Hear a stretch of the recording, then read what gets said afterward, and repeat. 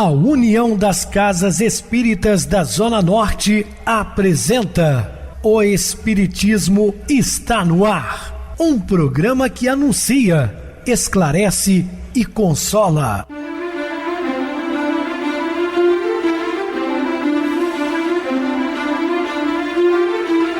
Não se turve vosso coração. Credes em Deus, credes também em mim. Na casa de meu pai há muitas moradas. Se assim não fora, eu vou-los teria dito, pois vou preparar-vos lugar. O Espiritismo está no ar. Sintonize esta frequência. Pare, pense na vida, faça perguntas. Uma ótima noite para você, muito obrigado pelo carinho, pela sintonia. Rádio Clube FM, sua voz e a nossa voz. Estamos no ar de segunda a sexta-feira, desde 2014, pela emissora, depois também pelo YouTube. O canal é Viver _ Melhor. Se inscreva, deixa seu like, sua opinião é sempre importante para nós. Ou podem acessar o YouTube, digitar o Espiritismo está no ar. Lá encontrarão vários programas, inclusive o do dia. Recebo carinhosamente meu querido amigo, expositor espírita, Marcos Ferreira. Uma boa noite, seja muito bem-vindo. Boa noite, Pedrosa, boa noite a todos os ouvintes.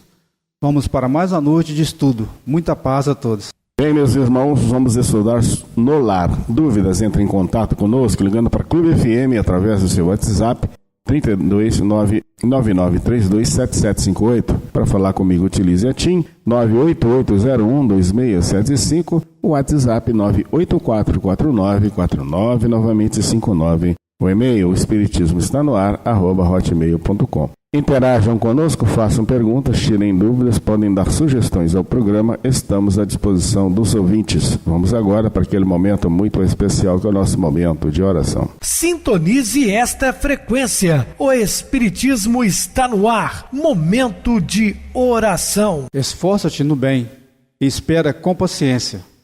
Tudo passa e tudo se renova na terra, mas o que vem do céu permanecerá. Muita paz e muita luz a todos. Estamos apresentando O Espiritismo está no ar. Bem, meus amados irmãos, estamos de volta com o assunto da noite, falando sobre o lar. A frase que as entidades angélicas proclamam quando Jesus veio à Terra, meigo da Galiléia, reflete a inspiração e o estado de êxtase de todos que, num crescendo de ideal e fé, concentram suas energias no trabalho de cristianização da humanidade, estado reproduzido todos os anos nessas ocasiões. O que temos de bom? A reunião em família. Quão importante a reunião no lar, né? Seja integralmente utilizada para reforçar nossa afetividade. No entanto, lembremos-nos de evitar os abusos que ainda nos tentam nas horas de alegria, aqueles que ainda não sabemos lapidar. Evitemos os excessos da bebida, diminuamos a matança dos animais, não façamos dos presentes o principal da festa, tirando mais carinho do coração do que o dinheiro do bolso para demonstrar nossa afeição pelos entes queridos. Também destacamos para todos, adultos e crianças, Jesus, como tal, temos uns momentos de meditação em família para apreciar a missão de Jesus no planeta. O que acontece nessas festas, e não só na época natalina, mas seja lá a Semana Santa e outros dias, né, comemorativo, as datas religiosas, é que fizeram disso um grande comércio. E normalmente, né, são esquecidos o que devemos confraternizar junto à família. São momentos de reflexões, né, de carinho. Muito embora nós saibamos, como espiritistas, que Jesus não nasceu dia 25 de dezembro. Isso aí já falamos no programa anterior, né, que o imperador Constantino, ele que foi o grande precursor, né, da Igreja Católica Apostólica Romana, ele determinou essa data, porque era comemorado alguns mitos, alguns deuses mitológicos, e ele aproveitou essa data. E o então Papa Bonifácio I oficializa a data de 25 de dezembro. Mas são as tradições antigas que Jesus deve ter nascido no mês de abril. Mas não importa. O importante é lembrarmos do aniversariante. E não naquelas comilanças desenfreadas, onde matam muitos animais, aves principalmente, como peru, chester, vinhos. E poucos se lembram realmente de comemorar a vinda de Jesus ao planeta como homem encarnado, né? Louvar ao alto.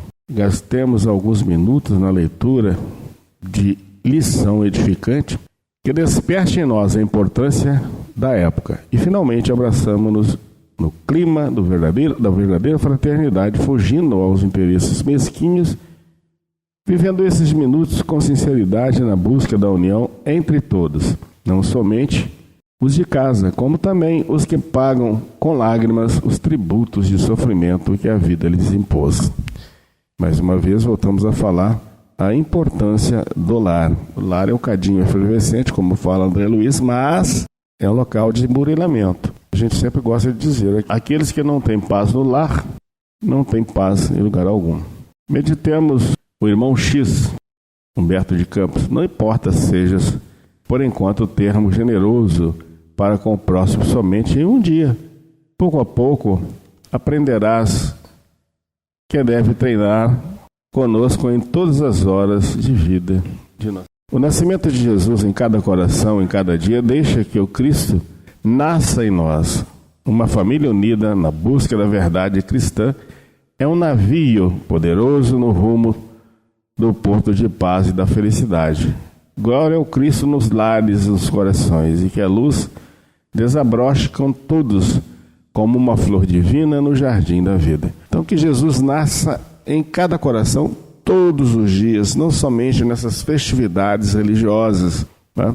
E o lar é exatamente o local onde devemos cultuar Jesus, abrir as portas, as janelas, para que o Cristo entre e faça morada. Nós aconselhamos sempre o culto do Evangelho no lar, trazendo paz e equilíbrio para as nossas famílias.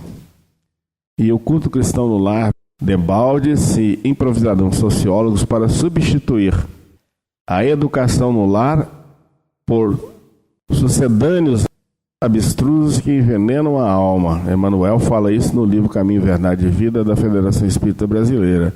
O culto cristão no lar é uma união singela e fraterna em que membros de uma família, juntos em torno de uma mesa, consagram minutos importantes para falar de Jesus, dedicar-se à oração e alimentar a alma, fugindo ao burburinho e correria que diariamente enfrentam pela sobrevivência material, cheios de afazeres e obrigações. Então, é o alimento do espírito. Nós necessitamos alimentar o nosso corpo para a sobrevivência, mas também precisamos alimentar a nossa alma. E nada melhor que façamos isso no lar, em primeiro lugar. Nele começa a grande obra da família, pois quando sabemos dedicar energia e tempo para fins superiores, demonstramos boa vontade e fé para recebermos do mais alto as incumbências preciosas. Nossa semeadura, mesmo em momentos breves dedicados aos valores espirituais, reverterá amanhã em fortuna real, incorrigível dos sentimentos e virtudes que se aquilatarem em nossos corações. Então, mais uma vez, volto a falar a importância do culto do Evangelho no lar. Ele é feito no lar porque é uma reunião eminentemente espírita ou de qualquer outro segmento dentro do próprio cristianismo. Os adeptos de outras religiões também podem e devem realizá-lo, pois se fundamenta no Evangelho de Jesus Cristo, cuja linguagem de amor e sabedoria é universal. Lembrando também que Jesus deu-nos este exemplo na casa de Simão Pedro após a cura de sua sogra, quando ele reuniu os discípulos para orar naquele lar, dando-nos o exemplo máximo de que devemos fazer sempre essas reuniões. O que não podemos é deixar a preguiça e as preocupações materiais absorverem-nos de tal modo que não sobrem sequer alguns minutos para a semana para emergirmos no mar da lição cristã. Temos nossas necessidades espirituais que somente serão sanadas trabalhando-se a alma, como bem explica Allan Kardec. Há um elemento que não se ponderou bastante sem que a ciência econômica não passa de teoria. A educação não é educação intelectual, mas a educação moral. Sabemos também que a educação intelectual é importante, mas não adianta você ser uma pessoa intelectualizada se a sua moral é desequilibrada, não tem um acerto, não tem discernimento correto dos valores, principalmente do amor ao próximo. Precisamos trabalhar esse lado nosso da moral. Nós sabemos que as tecnologias atuais, elas avançaram muito, o mundo está tecnologicamente bem avançado e parado na parte moral.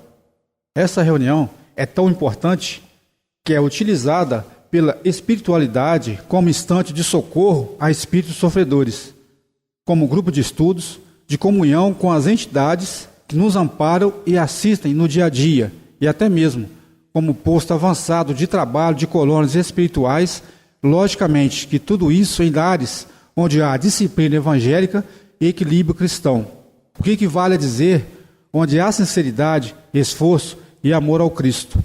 Para os pais, representa extraordinário recurso educativo por possibilitar o aconselhamento, a discussão de temas de interesse de toda a família à luz do Espiritismo, a implantação de serenidade no instituto doméstico.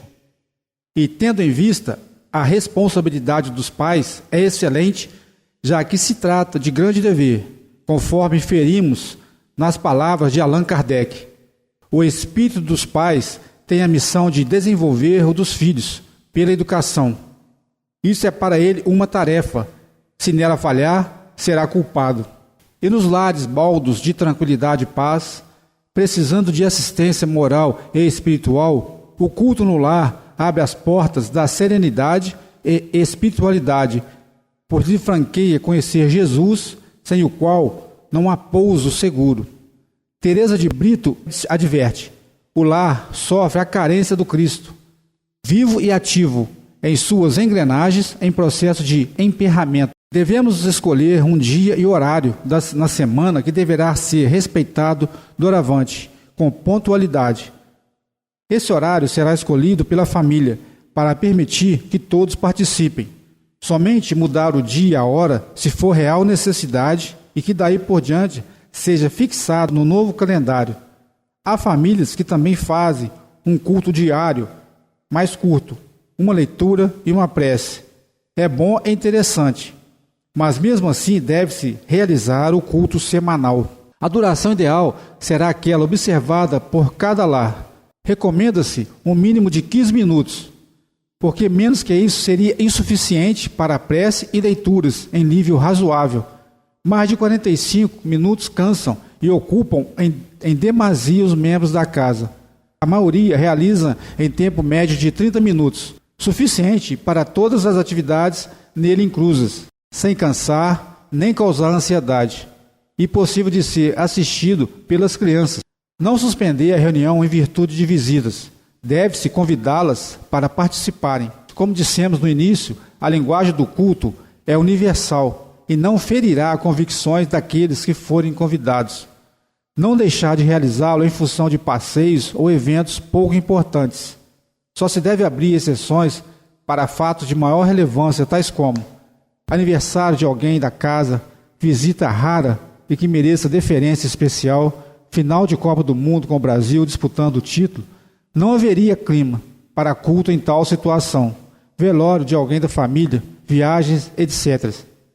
Mesmo em viagem, se for possível, realizar um culto relâmpago, onde estiver a família, com prece, a leitura rápida em poucos minutos.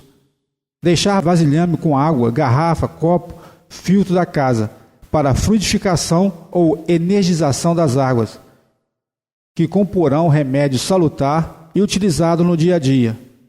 Se houver crianças pequenas e ficarem agitadas, pode-se levar à mesa algum brinquedo pequeno e silencioso, algumas bolachas, um vidro que chame a atenção para ficarem mais quietas. Mas não prescindir da energia, se preciso, quando querem. Ficam quietas vendo um desenho na TV, por exemplo. Devem obedecer e ficar, por autoridades dos pais. Alguns instantes não cansam tanto uma criança e será bom para elas aprenderem a se concentrar em uma atividade espírita e mais intelectual. Realizar o culto é, acima de tudo, lição de esforço, perseverança e confiança no alto. Emmanuel pede que jamais o esqueçamos.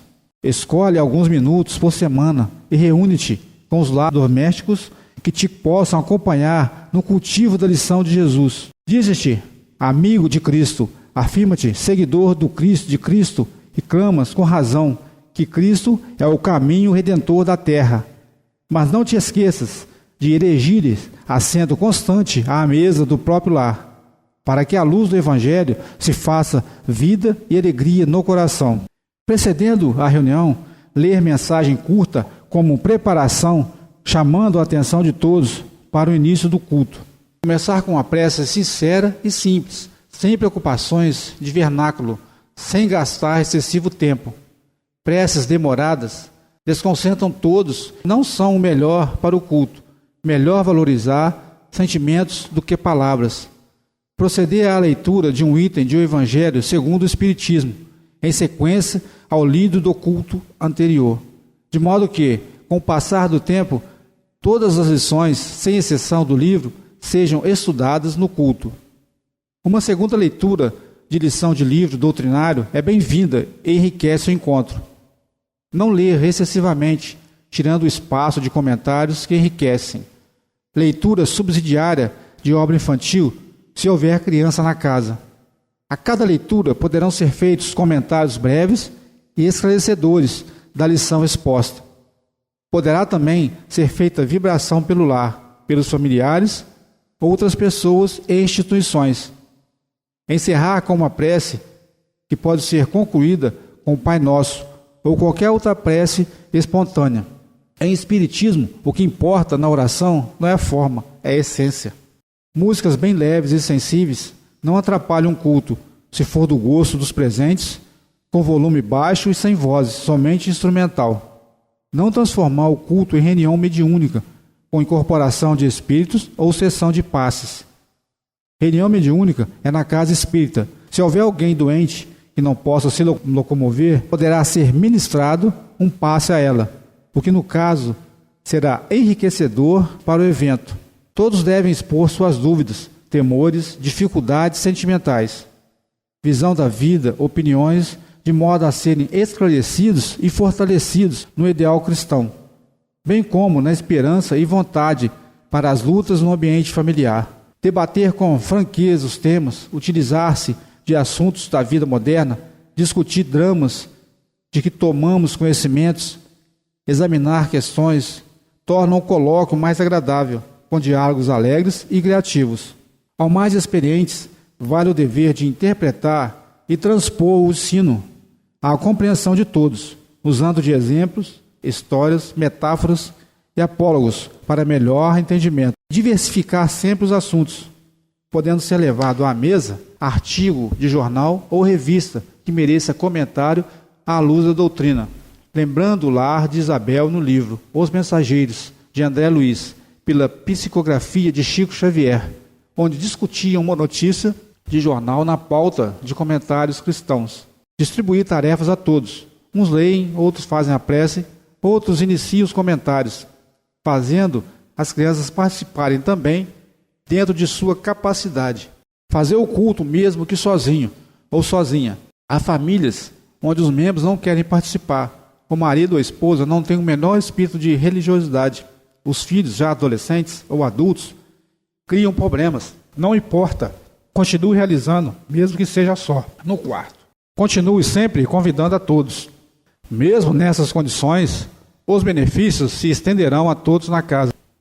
Onde haja uma alma sincera no dever do bem, haverá luz e bondade espalhando-se em torno. Perseverar sempre na realização do culto. Realizar o culto do Evangelho é solidificar no lar a união, a vivência, a paz e a tranquilidade, porque são momentos esclarecedores que ensinam à família a importância desses valores.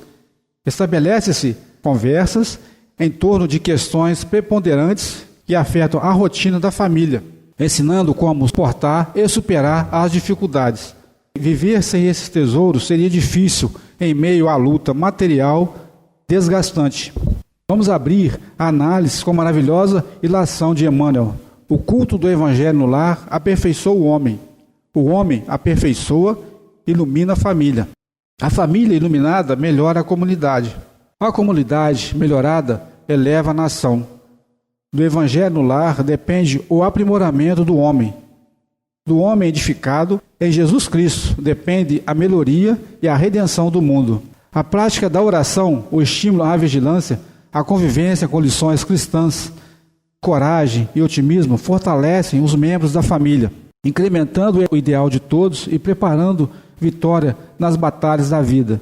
Onde houver uma oficina de trabalho cristão na terra, haverá trabalhadores dedicados, haverá proteção àquele pouso. Aumentar-se-á o amparo a todos os elementos que ali residem, encarnados e desencarnados. Circularão no ambiente, nas mentes, as ideias e força da esfera superior, destacando-se este lar no plano espiritual, onde não será esquecido pelos ceareiros do bem, dedicados à causa do Cristo. Façamos o culto cristão no lar e aprendamos a compreender e sentir o doce perfume do Evangelho, espalhando-se por nossa morada e por nossos corações, cultivando em cada alma o hábito salutar de reuniões de culto elevado em família, unindo sempre mais a cada instante os participantes da luta doméstica, tornando o encontro fonte de bênçãos e engrandecimento pelo esforço despendido para construir a trilha de acesso ao alto, elevando-nos com a Joana de Ângeles. Onde se acende uma lâmpada, coloca-se um impedimento à sombra e à desfaçatez. O convite do Evangelho, portanto, e lei edificante tem caráter primeiro. No lar espírita, representa o remédio salutar que surge em gotas semanais com reflexos diários, implantando Cristo nas consciências, semeando harmonia, fraternidade, defesa contra o mal, melhoria moral, auxílio constante, cultivo do hábito do estudo elevado e da instrução cristã. Enfim, tantos benefícios que ficaríamos aqui discursando por muito tempo. Podemos dizer que realizar o culto é auxiliar a cristianizar a família, e cristianizar a família é aperfeiçoar a sociedade. E moral do Cristo é a moral divina que sustenta o universo e com o qual construiremos o planeta do terceiro milênio, do que inferimos nas palavras de Allan Kardec. O Cristo foi iniciador da mais pura, da mais sublime moral, da moral evangélico-cristão, que há de renovar o mundo, aproximar os homens e torná-los irmãos. Muito bem, Marcos, bem explicado. Vamos agora para o intervalo musical, a seguir a nossa oração final. O maior prodígio de Jesus.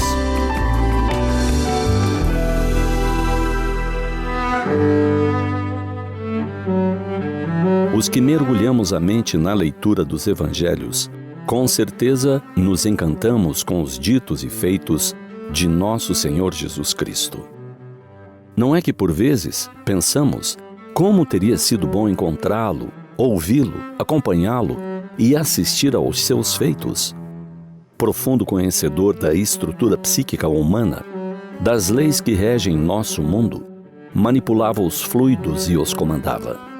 Por isso, no festim das bodas de Caná, tomou da água e lhe conferiu o sabor específico que desejava, ensejando aos convivas o retorno à lucidez. Devolveu movimentos a quem vivia à beira do tanque de Betesda, em Jerusalém, há mais de 3 décadas. Deteve o quadro enfermiço da mulher hemorrágica, que viera das terras distantes de Cesareia de Filipe, com a virtude que ela atraiu para si com sua fé. Possivelmente, o deslumbramento maior se faz quando ele adentra a cidade de Naim, ordena que pare o cortejo fúnebre, toca no caixão do que iria ser enterrado e ordena que ele se levante. Único filho e arrimo da mãe viúva, Jesus o devolve a ela. Ou quando ele entra à casa do chefe da sinagoga, Jairo, e lhe diz que sua filha apenas dorme. Seu modo de explicar àquela gente que desconhecia a letargia, o processo pelo qual passava a menina. E a entrega aos pais, ordenando-lhe: menina, levanta. O mais assombroso foi se dirigir ao túmulo de Lázaro, ali encerrado havia 4 dias. Afirmara, quando lhe foram relatar da enfermidade que o abraçara, que ela não era para a morte, mas para a glória de Deus. Frente ao túmulo ordena: Lázaro, vem para fora. Poderá acaso existir algo mais maravilhoso do que trazer de retorno à vida os que haviam mergulhado no sono letárgico, semelhando à morte? Aos olhos do mundo, essa maravilha assume grandes proporções. Contudo, um prodígio ainda maior, mais eloquente, realizou o Mestre de Nazaré: a ressurreição do Espírito. Jesus trouxe de retorno à vida Lázaro, que anos depois veio a morrer como morrem todos os seres vivos. Mas ele trouxe à vida Madalena. Ressuscitou sua alma, que estava morta para a espiritualidade. Ela nunca mais morreu, porque o que ressurgiu nela foi o Espírito. Os homens ficam extasiados com os prodígios de devolver seres à vida física. O céu se extasia com o ressurgimento de Madalena. O mundo vê o auge do poder tornar a viver o que considerava um cadáver. O céu vê a glória na alma redimida. O mundo contempla, sem entender, um morto que sai de um túmulo de pedra. O céu se rejubila ao contemplar uma alma resgatada que sai das trevas para as serenas regiões da luz. Madalena representa o produto, o resultado, o fruto bendito da obra redentora do Salvador do gênero humano. Nesses termos é que podemos entender as palavras de Jesus: Eu sou a ressurreição e a vida. Aquele que crê em mim, ainda que esteja morto, viverá. E o que vive e crê em mim, nunca jamais morrerá. Igualmente, podemos compreender o que disse aos apóstolos: Ide, pregai o Evangelho, ressuscitai os mortos. É da ressurreição do Espírito que ele falava. Ressurjamos todos ao influxo da sua proposta de redenção.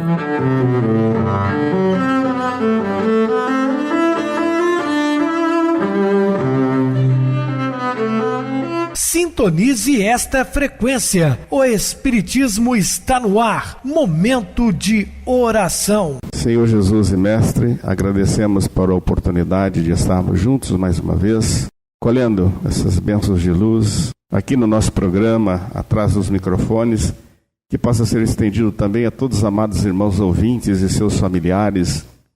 Senhor, pedimos paz, tranquilidade e harmonia para os lares sintonizados com a nossa emissora. Pedimos também por todos aqueles que estão acamados nos leitos de dores, nos hospitais, nos cárceres, nas vielas, nas sarjetas, nas praças públicas, passando por muitas necessidades. Nós é que fazemos da terra um mundo desigual. Somos culpados por essa disparidade, por essas diferenças sociais. Possamos ser mais amáveis, caridosos e indulgentes. Todos tenhamos muita paz. Que assim seja, graças a Deus. Meu querido irmão Marcos, suas despedidas. Boa noite, Pedrosa. Boa noite a todos os ouvintes. Grato pela oportunidade de trabalho e que possamos viver os ensinamentos do nosso dia a dia. Muita paz a todos. Boa noite para você, Marcos. Muito obrigado pelo apoio aqui no programa. Boa noite também a todos os amados irmãos ouvintes do YouTube, internautas do Brasil e do exterior. Nossos irmãos da Zona Norte e de Juiz de Fora que nos acompanham com a rádio local 87,9, Rádio Clube FM. Continuem ligados, ouvindo a nossa próxima atração. O programa Batidão com o DJ Tico, a seguir na voz de Ailton Moreno, Encontro Central. Boa noite a todos e até amanhã, se Deus quiser.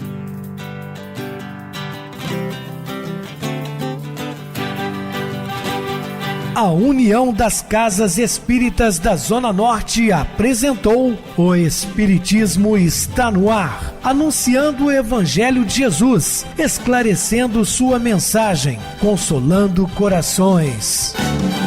Olhe pro céu e descubra imagens de luz. Se tem Jesus, o amor todo que Deus te deu. Pense no bem, no melhor em que pode fazer. Seja seja o que for, também vai receber. De coração, ajude o irmão, a caridade é o caminho do amor. Faça ainda que possa sofrer, pois bênçãos de Deus há de ter. Ame, perdoe e viva melhor a natureza, o céu e o mar.